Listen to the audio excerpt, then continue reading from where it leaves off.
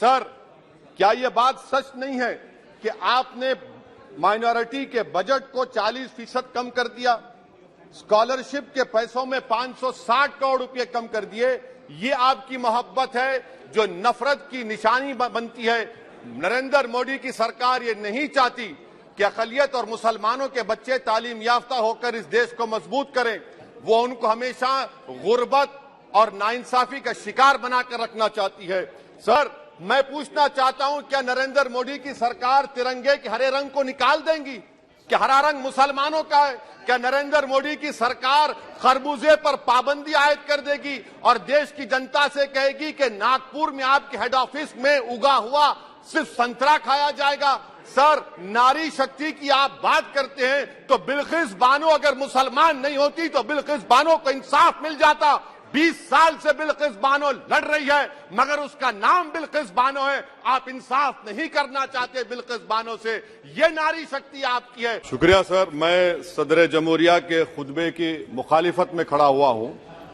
मैं बरसर इख्तिदार जमात से जानना चाहूंगा, क्या ये सच नहीं है, क्या ये सच नहीं है कि आप ही के आदादो शुमार 75वां NSSO का डेटा ये कहता है कि 25% मुस्लिम बच्चे पैसों की गुर्बत की वजह से तालीम से ड्रॉप आउट हो जाते हैं?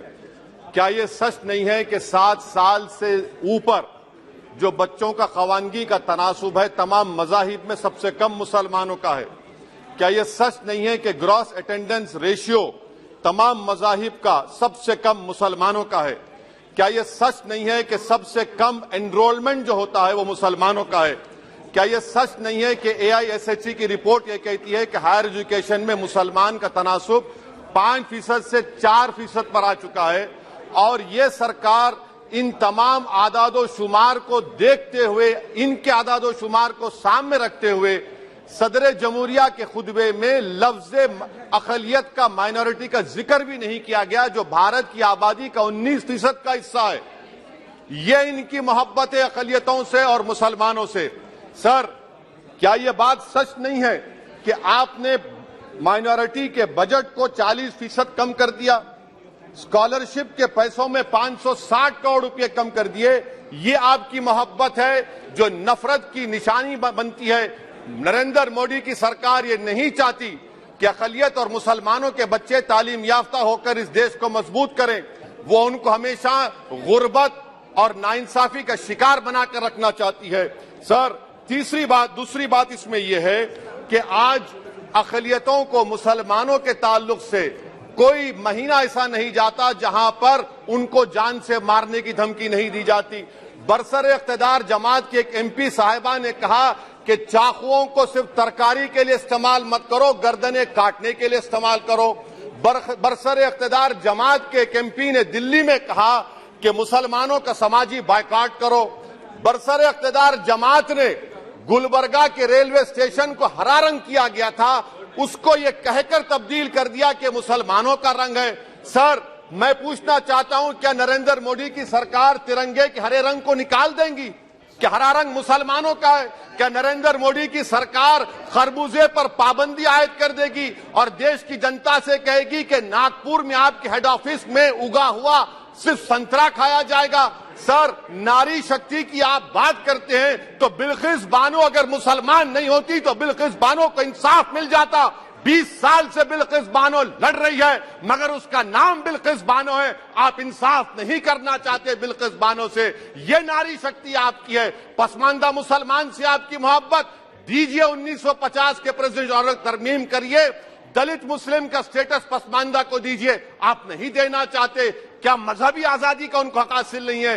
स्पीकर साहब, मैं मुसलमान हूं, मेरे बगैर ये मुल्क नामुकम्मल है। मैं इस मुल्क का यरगमाल नहीं हूं, मैं इस मुल्क का कैदी नहीं हूं। मैं पूरे सिटीजनशिप की राइट को चाहता हूं और अभी चाहता हूं। कब आप बिहार के सुरजापुरी और कुल्हिया बरादरी को कौमी OBC स्टेटस देंगे?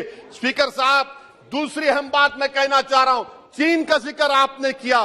क्या प्रधानमंत्री अपनी जबान को जुम्बिश देंगे और चीन का नाम लेंगे? क्या आप चीन को डेमचौक और डेमसांग से उखाड़ कर फेंकेंगे? DGP कॉन्फ्रेंस में चेयरमैन साहब कहा गया कि 65 पेट्रोलिंग पॉइंट में से 26 पेट्रोलिंग पॉइंट पर भारत की फौज पेट्रोलिंग नहीं कर सकती है। चीन से आप डरते हैं। अरे डिसएंगेजमेंट हुआ तो डी-एस्केलेशन कब होगा, डी इंडक्शन कब होगा? चीन से आप डरते हैं। 3 साल से चेयरमैन साहब 50,000 भारत की फौज हजारों फीट चोटियों पर बर्फ में खड़ी हुई है। देश के प्रधानमंत्री को क्या भारत की आवाम पर भरोसा नहीं है, भारत की फौज पर भरोसा नहीं है? अरे चीन का नाम लीजिए वजीर आजम, डरिए मत चीन से।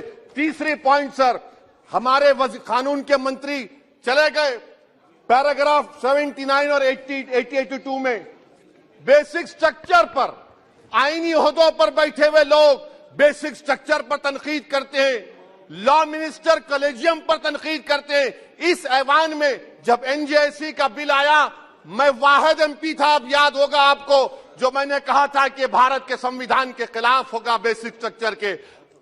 इंदिरा गांधी से सबक हासिल करना चाहिए। इंदिरा गांधी कहती थी कि जुडिशियरी मेरी पाबंद होना, अब नरेंद्र मोदी कहते हैं कि जुडिशियरी मेरी वफादार होना। इंदिरा गांधी ने 42nd अमेंडमेंट किया, देश की जनता ने इंदिरा गांधी को इख्तियार से बेदखल कर दिया। आप वही इंदिरा गांधी की इरा को ला रहे हैं। आप बताइए स्पीकर साहब, क्या ईसाई मानने वाले व्हाइट टेरर हैं? क्या ईसाई मजहब के लोग व्हाइट टेरर को फरोग देते हैं? आप बताइए। मैं यहां पर जजेस को तहफ्फुज करने के लिए नहीं खड़ा हूं, मैं बेसिक स्ट्रक्चर की हिफाजत में बोल रहा हूं। मैं अदलिया की आजादी के लिए खड़ा हूं, मैं एग्जीक्यूटिव की आजादी के लिए खड़ा हूं, लेजिस्लेचर की आजादी के लिए खड़ा हूं। चेयरमैन साहब, कोर्ट का काम ये नहीं है, जजेस का काम ये नहीं है कि नरेंद्र मोदी सरकार की मदद करे। अदलिया का काम यह है कि इस देश की कमजोर और मजलूम आवाम से इंसाफ किया जाए। चौथा पॉइंट स्पीकर साहब, यहां पर एक बड़े सरमाएदार का जिक्र किया गया है। क्या यह बात सच नहीं कि कांग्रेस और बीजेपी ने ओलिगार्क्स को पैदा किया? आप दोनों ने मिलकर ओलिगार्क्स को पैदा किया। आज इसी वजह से 60% मुल्क की दौलत 1% जनता के पास है। आप दोनों ने बैठकर मलाई खाई और गरीब और नौजवान पिस रहा है। अरे बताओ, ये जो 28 लोगों की लिस्ट है जो देश का पैसा खाकर भाग चुके हैं या बैठे हुए, उसमें कोई मुगलों का नाम है क्या? कोई मुगलों का नाम नहीं है, मगर आप उस पर कुछ नहीं बोलेंगे। संडेसरास कंपनी 15,000 करोड़ नाइजीरिया और केनिया की कोर्ट में जाकर कहती है कि हम हिंदू हैं, भारत को आएंगे तो प्रोसिक्यूशन होगा। आपने कोर्ट में कुछ नहीं कहा, वहां पर एसआईटी आपने बनाई। मगर शुक्र है, मैं लाइटर वेन में कह रहा हूं कि हाइडेनबर्ग अगर यहां होता तो यूएपीए लग जाता उस पर। और सर, मैं नरेंद्र मोदी सरकार को मशवरा दे रहा हूं लाइटर वेन में कि ये अंग्रेजी का अल्फाबेट ए बड़ा अशुभ है आपके लिए। AA को आपने कहा कि बेटा फाइटर एयरक्राफ्ट बनाओ, बैंकरप्ट हो गया। अब कैपिटल A को आपने 17 इंडस्ट्री दे दिए, हम पूरे विश्व में मार्केट कैप हमारा 5वें नंबर पर आ गया। सर, देश के प्रधानमंत्री से बताना चाह रहा हूं कि वजीर दाखिला का नाम भी ए से शुरू होता है। मैं खत्म कर रहा हूं। मैं स्पीकर चेयरमैन साहब, मैं सरकार से पूछना चाह रहा हूं कि क्या जनवरी 2024 और फरवरी में क्या ये सरकार थर्मो न्यूक्लियर ब्लास्ट करने जा रही है? क्या आपने हमारे अतराफ में देख लिया कि उसके अवाक़िब और नताइज क्या निकलने वाले हैं? चेयरमैन साहब, मैं आपको बता रहा हूं कि चीन के बारे में क्या हमको बीबीसी की की रिपोर्टिंग की जरूरत पड़ेगी, जिस तरह 2002 गुजरात के बारे में कहा गया। स्पीकर साहब, अकलियतों के बारे में, मुसलमानों के बारे में एक शायर ने कहा था, आग से आग बुझाने को कहा जाता है, जख्म पे जख्म खाने को कहा जाता है। हम वफादार है बताने के लिए, हमको अपना सर कटाने के लिए कहा जाता है। सर, देश के प्रधानमंत्री पूरे फॉरेन टूर में जाते हैं, वहां पर गांधी का नाम लेते हैं। मुझे अप्रीहेंशन, खदशा इस बात का है कि इस देश में 2 बाबा कौम हो जाएंगे, एक सावरकर होगा और एक सौतेला बाबा कौम। कहीं आप महात्मा गांधी को ना बना दे तो सर मैं खत्म कर रहा हूं सर। इसीलिए मैं आपके जरिए से हुकूमत से मुतालबा करता हूं कि प्लेसेस ऑफ वर्शिप एक्ट को डिस्टर्ब ना किया जाए, मुसलमानों का अक़लियतों का बजट बढ़ाया जाए, बिल्किस बानो से इंसाफ करिए, चीन से मत डरिए प्रधानमंत्री, चीन को काट पर फेंकिए। शुक्रिया सर।